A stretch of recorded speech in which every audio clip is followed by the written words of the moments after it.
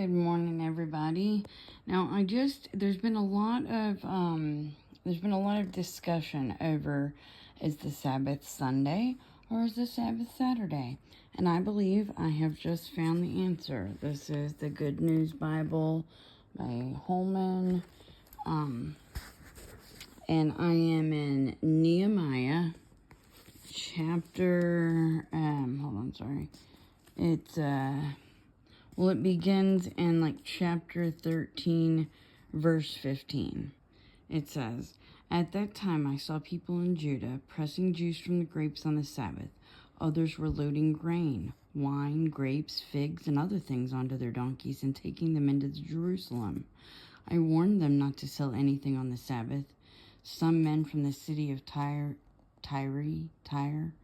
were living in Jerusalem, and they brought fish and all kinds of goods into the city to sell to our people on the Sabbath. I reprimanded the Jewish leaders and told them, 'Look at the evil you're doing. You're making the Sabbath unholy. This is exactly why God punished your ancestors when he brought destruction on this city. And yet you insist on bringing more of God's anger down on Israel by profaning the Sabbath.' So I gave orders for the city gates to be shut at the beginning of every Sabbath, as soon as evening began to fall, and would not be opened again until the Sabbath was over.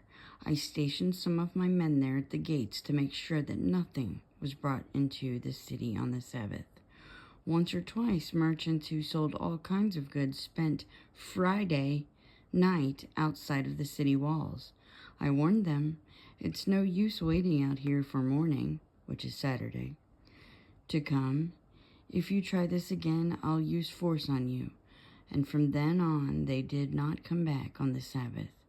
I ordered the Levites to purify themselves and to go to the guard gates to make sure that the Sabbath was kept holy.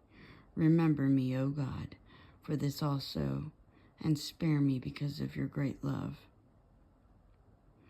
And then it goes into other Jewish men being chastised, or not chastised, but being reprimanded for they married foreigners. And then he reminded them that it was a foreign woman that made King Solomon sin. Here was a man who was greater than any of the kings of the other nations. God loved him and made him king over all of Israel, and yet he fell into this sin. And we are then to follow your example and disobey our God